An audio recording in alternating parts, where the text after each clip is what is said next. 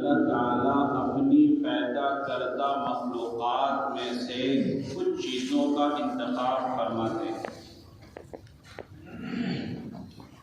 جیسے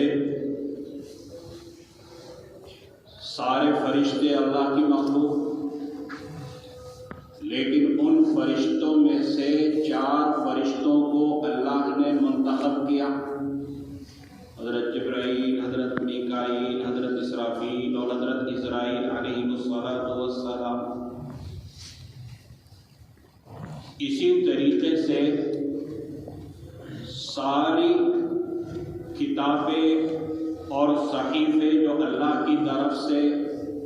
بھیجے گئے ہیں وہ سب منزل من اللہ ہیں، لیکن تمام صحیفوں میں سے 4 کتابوں کا انتخاب فرمایا، قرآن کریم، توریت، زبور اور انجیل۔ سارے انبیاء کرام علیہ السلام افضل ترین مخلوق ہیں، لیکن ان انبیاء کرام علیہ السلام میں سے بھی چند انبیاء کرام کا انتخاب فرمایا، قرآن کریم کے لیے رسول اکرم صلی اللہ علیہ وسلم کا انتخاب، اسی طرح توریت، زبور اور انجیل کے لیے انبیاء کرام علیہ السلام کا انتخاب۔ تو اسی طریقے سے اللہ تبارک و تعالی نے آپ کو جو اس اعلیٰ ترین علم کے لیے منتخب فرمایا ہے، یہ بھی بے مقصد نہیں۔ اللہ تبارک و تعالی کا خصوصی فضل اور اس کا کرم ہے کہ اس نے یہ نعمت ہمیں اور آپ کو عطا فرمائی۔ یہ الگ بات ہے کہ ہمیں اس کے نعمت ہونے کا احساس نہیں، اسی لیے ہم اس کی قدر نہیں کرتا، لیکن جس دن ہمارے دل میں اس کی قدر پیدا ہو گئی تب ہمیں اس کی اہمیت کا احساس ہوگا۔ بہت ساری احادیث ہیں جس کے ذریعے سے اللہ نے آپ کا کیا مقام ہے، کیا مرتبہ ہے، اللہ کی نظر میں وہ نبی کریم صلی اللہ علیہ وسلم نے بیان فرمایا۔ جیسے جو حدیث میں نے پڑھی ہے، اس حدیث کا مفہوم یہ ہے کہ جو لوگ اللہ کے گھر میں قرآن کی تلاوت کے لیے یا درس و تدریس کے لیے جمع ہوتے ہیں، پڑھنے پڑھانے کے لیے اکٹھا ہوتے ہیں، الا نزلت علیہم السکینہ، تو ان پر اللہ تعالی کی سکینت نازل ہوتی ہے، یعنی ایک مخصوص قسم کی رحمت ان کے اوپر نازل ہوتی ہے۔ الا نزلت علیہم السکینہ وغشیتہم الرحمہ، اور اللہ تعالی کی رحمت کی چادر ان کے اوپر تن جاتی ہے۔ جیسے ہم سردی سے بچنے کے لیے سر سے لے کر پاؤں تک لحاف تان لیتے ہیں، یا گرمی میں اگر مچھر پریشان کر رہے ہوں تو پتلی سی چادر تان لیتے ہیں، تو ایسے ہی اللہ تبارک و تعالیٰ کی خصوصی رحمت کی چادر ان کے اوپر پردہ کر لیتی ہے۔ وحفتہم الملائکہ، اور جہاں بھی آپ یہ پڑھنے پڑھانے کا کام کریں گے، جس مجلس کے اندر بھی کریں گے، تو فرشتے چاروں طرف سے اس مجلس کو گھیر لیتے ہیں۔ وَذَكَرَ اللَّهُ فِي مَنْ عِندَهُ، اور اللہ تعالیٰ ان کے پاس جو مخلوق یعنی فرشتے ہیں ان کے سامنے اپنے بندوں کا تذکرہ کرتے ہیں۔ کتنا بڑا احساس کہ اگر ہم حصول علم میں لگے، ہم علم حاصل کرنے اور پڑھنے پڑھانے کے اندر لگے، تو اللہ تعالیٰ فخریہ ہمارا تذکرہ فرشتوں کی جماعت سے کرے، اور وجہ اس کی کیا ہے؟ فَاذْكُرُونِي أَذْكُرْكُمْ، اللہ تعالیٰ نے فرمایا تم مجھے یاد رکھو تو میں تمہیں یاد رکھوں گا۔ تو فرشتوں کے سامنے یہ جو تذکرہ ہوتا ہے وہ اسی وجہ سے ہوتا ہے کہ ہم جو کچھ پڑھنے پڑھانے میں گویا اللہ کو یاد کر رہے ہیں، تو اس کے بدلے میں اللہ تبارک و تعالیٰ بھی ہمارا تذکرہ کر فرماتے ہیں۔ جیسے ایک حدیث میں آتا ہے، من ذکرنی فی نفسی ذکرتہ فی نفسی، جس نے مجھے اپنے دل میں یاد رکھا میں اس کو اپنے دل میں یاد کرتا ہوں۔ وَمَنْ ذَكَرَنِي فِي مَلَئٍ ذَكَرْتُهُ فِي مَلَئٍ خَيْرٌ مِّنْهُ، اور جس نے مجھے ایک جماعت میں یاد رکھا تو میں بھی اس کو اس سے بہتر جماعت یعنی فرشتوں میں یاد رکھتا ہوں اور ان کے سامنے اس کا تذکرہ کرتا ہوں۔ تو اللہ تبارک و تعالیٰ کا یہ بہت بڑا کرم اور بہت بڑا فضل ہے کہ اس نے ہمیں اور آپ کو حصول علم کے اندر لگایا ہے۔ ایک حدیث کے اندر آتا ہے کہ جب قیامت قائم ہوگی تو شہداء سے کہا جائے گا کہ ادخلوا الجنہ، اور ایک عالم سے کہا جائے گا قف ہنا واشفع لمن شئت، رک جس کی تیری مرضی آئے سفارش کرنا سفارش کرنا۔ یہ مقام ہے علم کے حاصل کرنے والے کا اللہ تبارک و تعالیٰ کی نظر میں۔ اسی طریقے سے ایک حدیث میں آتا ہے کہ اگر کوئی شخص کوئی نیک عمل کرتا ہے تو اللہ تبارک و تعالیٰ اس کے بدلے میں اس کے لیے جنت میں گھر بنا دیتے ہیں، لیکن ایک عالم کے لیے اللہ تبارک و تعالیٰ پورا شہر بسا دیتے ہیں، پورا شہر آباد کر دیتے ہیں۔ یہ فضیلت جو کہ ایک طرف شہید ہے جس نے اپنی جان جیسی قیمتی چیز اللہ کی راہ میں قربان کر دی، اس سے تو کہا جا رہا ہے کہ جنت میں داخل ہو جا، اور ایک عالم سے کہا جا رہا ہے کہ تو جس کی مرضی سفارش کرنا چاہے تو سفارش کر، تو جائے گا جنت میں، لیکن تیرے ساتھ اور لوگوں کو بھی تو لے جانا چاہتا ہے وہ بھی جنت کے اندر جائیں گے۔ اس کو علماء نے ایک مثال سے سمجھایا کہ جیسے ایک پولیس والا ہوتا ہے یا فوجی ہوتا ہے، چاہے وہ کتنے اونچے سے اونچے منصب کے اوپر پہنچ جائے، جنرل ہو جائے، کرنل ہو جائے، یا آج کی زبان میں چیف آرمی اسٹاف ہو جائے، لیکن ہے تو ملازم۔ اور ایک بادشاہ کا بیٹا ہوتا ہے یعنی شہزادہ، ظاہر سی بات ہے کہ جو ملازم ہوتا ہے وہ کتنے بھی اونچے درجے پر پہنچ جائے لیکن شہزادے جیسا مقام اس کا نہیں ہو سکتا۔ اور علم اللہ تبارک و تعالیٰ کی خصوصی صفت ہے، وَفَوْقَ كُلِّ ذِي عِلْمٍ عَلِيمٍ۔ بہت ساری آیات ہیں جو اللہ کے علم پر دلالت کرتی ہیں، اور جب ہم اور آپ علم حاصل کریں گے تو گویا ہماری جو حیثیت ہو جائے گی وہ شہزادوں کی سی ہو جائے گی۔ تو کتنا بڑا احساس اللہ تبارک و تعالیٰ کی طرف سے۔ اسی طریقے سے ایک عام آدمی نماز پڑھتا ہے کہیں کے لیے کہ بھی اللہ خوش ہو جائے، اس کے بدلے میں مجھے جنت میں داخل کر دے، روزہ رکھتا ہے، زکوٰۃ دیتا ہے، حج کرتا ہے، کوئی بھی اچھا کام کرتا ہے، کسی بھی گناہ سے بچتا ہے، مقصد یہ ہے کہ مجھے جنت مل جائے۔ لیکن آپ کے لیے کتنا بڑا احساس کہ نبی کریم صلی اللہ علیہ وسلم نے فرمایا کہ جو حصول علم کے لیے نکلتا ہے تو جنت خود اس کی طلبگار ہوتی۔ آپ جنت کے طلبگار نہیں بلکہ جنت خود آپ کی طلبگار ہوگی کہ کاش یہ جلدی سے میرے اندر آ جائے اور مجھے یہ احساس مل جائے کہ یہ علم سے تعلق رکھنے والے میرے اندر آ جائیں۔ اسی طریقے سے جس زمین پر بھی گزر ہوتا ہے، یہ جس زمین پر بھی قیام ہوتا ہے تو برابر والی زمین جو ہے وہ رش کرتی ہے کہ کاش یہ احساس مجھے بھی مل جاتا کہ یہ میرے پاس ٹھہرتا، یہ میرے اوپر قیام کرتا اور میرے پاس سے گزرتا، میرے اوپر سے گزرتا۔ تو ایسی بہت ساری احادیث ہیں جن سے معلوم ہوتا ہے کہ اللہ تبارک و تعالیٰ کا یہ بہت بڑا کرم ہے کہ اللہ نے حصول علم کی نعمت ہمیں اور آپ کو عطا فرمائی۔ لیکن اسی کے ساتھ ساتھ ہماری اور آپ کی ذمہ داریاں بڑھ جاتی ہیں ایک عام مسلمان کے مقابلے۔ وجہ اس کی یہ ہے کہ جو علم ہم نے حاصل کیا، نبی کریم صلی اللہ علیہ وسلم نے ارشاد فرمایا العلم نور، علم ایک روشنی۔ حضرت مفتی شفیع صاحب رحمۃ اللہ علیہ نے ایک مرتبہ طلبہ سے پوچھا کہ علم کیا ہے، تو طلبہ نے علم کے جو لغوی معنی ہے وہ معنی بتلانے شروع کر دیے کہ ان کے معنی جاننے کے آتے ہیں وغیرہ وغیرہ. لیکن مفتی شفیع صاحب علیہ الرحمہ مطمئن نہیں ہوئے. پھر طلبہ نے پوچھا کہ حضرت آپ بھی بتائیے. تو فرمایا کہ علم وہ روشنی ہے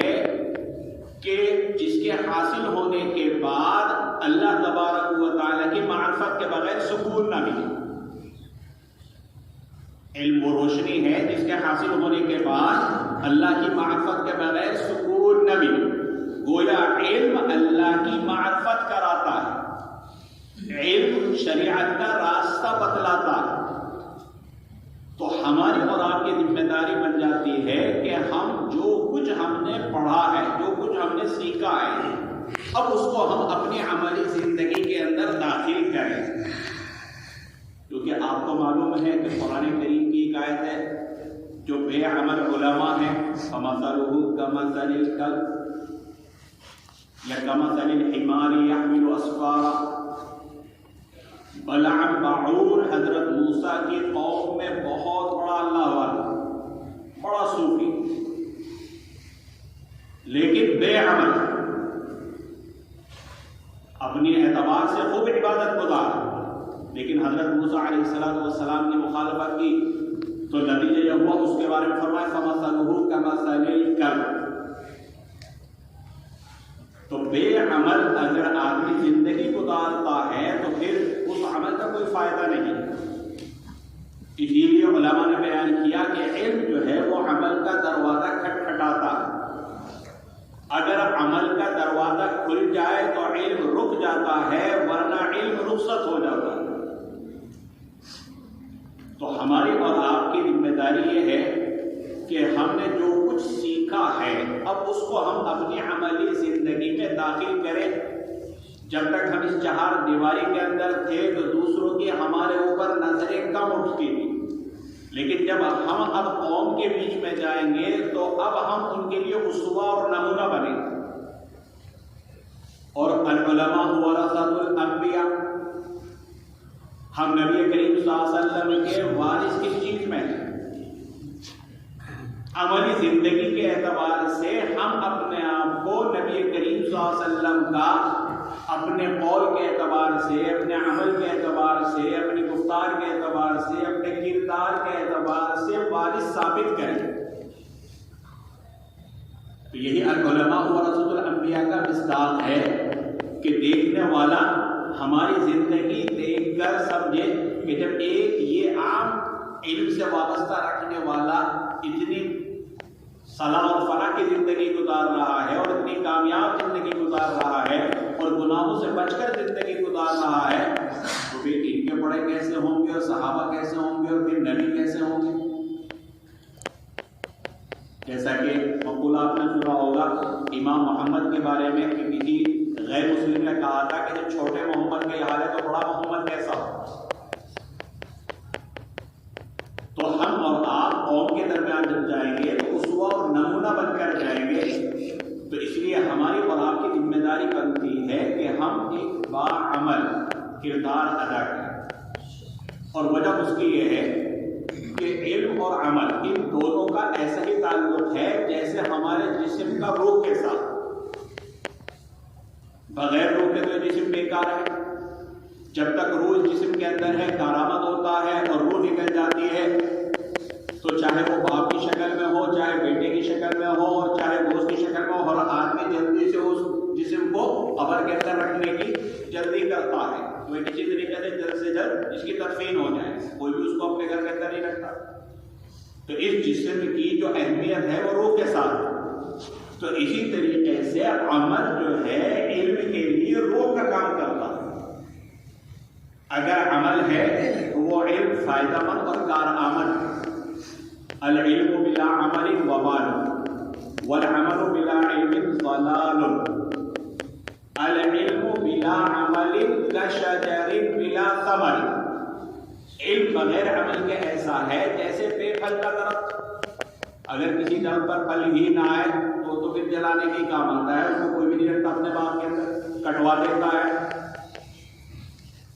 تو اسی طریقے سے ہماری اور آپ کی ذمہ داری پڑتی ہے قرآن کریم کے اندر اور احادیث کے ذخیرے میں حضرات صحابہ کرام کے اور ان کے متعلقین کے حالات بھرے پڑے ہیں، جیسے قرآن کریم کے اندر سورہ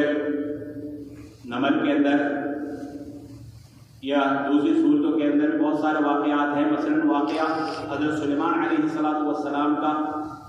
جب ہدہد نے بلقیس نامی قوم سبا کے حکمراں کے حالات سے آگاہ کیا اور اس بلقیس نے حضرت سلیمان علیہ السلام سے ملاقات کا ارادہ کیا اور اپنا تخت شاہی محل کے اندر تالوں کے اندر بند کر کے ملاقات کے لیے سفر شروع کیا۔ تو ادھر حضرت سلیمان علیہ السلام جن کی جنات پر بھی حکومت تھی، دربار کے اندر انسان اور جنات سارے موجود تھے، ان سے فرمایا تھا یا ایھا الملأ ایکم یأتینی بعرشها قبل ان یأتونی مسلمین، اے درباری، بلقیس کے آنے سے پہلے میں چاہتا ہوں کہ اس کا تخت شاہی دربار کے اندر آ جائے۔ یا ایھا الملأ ائتونی یا ایھا الملأ ایکم یأتینی بعرشها قبل ان یأتونی مسلمین، قال عفریت من الجن انا آتیک بہ قبل ان تقوم من مقامک وانی علیہ لقوی امین۔ جو جنات کا سردار تھا اس نے یہ کہا کہ آپ کی مجلس کا آغاز ہونے سے پہلے، اور ان کی مجلس لگتی تھی طلوع آفتاب کے بعد سے لے کر ظہر تک، وہ 3-4 گھنٹے کی، کہ آپ کی یہ مجلس ختم ہونے سے پہلے میں تخت شاہی لا کر حاضر کر سکتا ہوں، اور مسافت مہینوں کی۔ قال الذي عنده علم من الكتاب انا آتيك به قبل ان يرتد اليك طرفك، جس کے پاس علم کی نعمت تھی یعنی آصف ابن برقیہ، اس نے یہ کہا کہ آپ کی پلک جھپکنے سے پہلے ہی میں لا کر حاضر کر سکتا ہوں۔ آصف ابن برقیہ کے بارے میں علماء نے لکھا کہ وہ باعمل عالم تھے، اور اس میں اعظم کا علم خصوصی ان کو حاصل تھا، وہ اس میں اعظم کا وظیفہ پڑھتے تھے اور اللہ تبارک و تعالیٰ کی دعا قبول کرتے تھے، اور وہ جو کام کرنا چاہتے تھے وہ کام ہو جاتا تھا۔ تو دیکھیے ان کے پاس علم بھی تھا اور علم کے ساتھ عمل کی دولت بھی تھی، اور اسی وجہ سے اللہ تبارک و تعالیٰ نے ایک روحانی قوت ان کے اندر پیدا فرمائی۔ حضرت عمر فاروق رضی اللہ تعالیٰ عنہ کو آپ دیکھیں، ان کی زندگی کا مطالعہ کریں کہ ایک مرتبہ مدینہ منورہ کے اندر زلزلہ آ جاتا ہے، عمارتیں ہلنے لگتی ہیں، اور وہ زمین کے اوپر ایڑی مار کر کہتے ہیں کہ اے زمین تو ہلتی کیوں ہے، کیا عمر نے تیرے اوپر انصاف قائم نہیں کیا؟ زلزلہ رک جاتا ہے۔ تو حضرت عمر رضی اللہ تعالیٰ کے بعد ایسی کیا دولت تھی؟ یہ علم اور عمل ہی کی دولت ان کے پاس تھی، کہ جس کے نتیجے میں اللہ نے ایک ایمانی اور روحانی قوت عطا فرمائی تھی۔ تو جب یہ دو چیزیں ساتھ رہیں گی، علم اور عمل، تو اللہ کی طرف سے بھی مدد بھی آئے گی اور اللہ تعالیٰ ایمانی قوت اور طاقت بھی عطا فرمائے۔ اللہ تبارک و تعالیٰ نے جو یہ دولت ہمیں عطا فرمائی ہے، ہمیں اس کی قدر کرنی چاہیے، اور اس کے لیے لازم اور ضروری یہ ہے کہ ہم اور آپ اپنے ذہنوں سے آج یہ بات نکال دیں کہ ہم آج اصول علم سے فارغ ہو۔ اگر ہم میں سے کسی کے ذہن میں یہ ہے کہ آج ہم اصول علم سے فارغ ہو گئے، تو یہ سمجھ لیجئے کہ آپ نے گویا اپنے پاؤں پر کلاڑی ماری، اپنی ترقی کا راستہ آپ نے روک دیا، اب آپ آگے بڑھنے والے ہیں۔ حضور اکرم صلی اللہ علیہ وسلم کی ہدایت تو یہ ہے اطلبوا العلم من المہد الی اللحد، قبر میں جانے تک اپنے آپ کو طالب علم سمجھنا، چاہے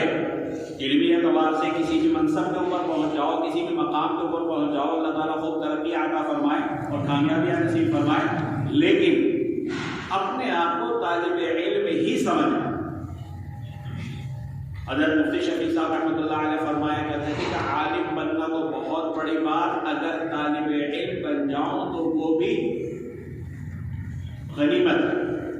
تو اتنا بڑا عالم، اتنا بڑا فقیہ، لیکن وہ کہہ رہا ہے کہ اگر میں طالب علم بن جاؤں، سچا طالب علم، تو یہ بھی غنیمت ہے۔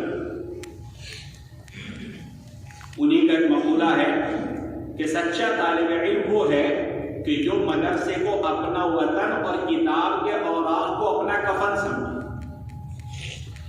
جب حصول علم کا یہ جذبہ ہمارے اندر پیدا ہو جائے کہ ہر وقت ہم اس فکر میں ہوں کہ کہاں سے ہمیں علم حاصل ہو جائے اور کیسے ہمارے علم کے اندر اضافہ ہو جائے، تو تبھی اس میں ہمارے اور آپ کے لیے کامیابی ہے اور ہم سچے طالب علم نبی کہلانے کے حقدار بھی۔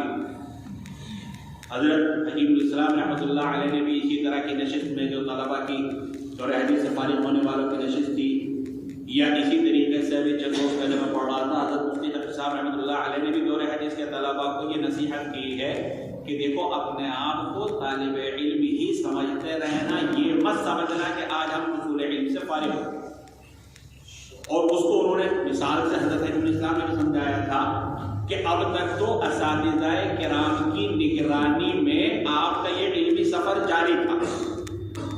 لیکن اب اساتذہ کرام نے آپ کو گویا علم کا جو ایک بڑا محل ہے، اس میں بہت سارے درجات ہیں، اس کے دروازے پر لے جا کر چھوڑ دیا۔ اب آگے کا سفر آپ کو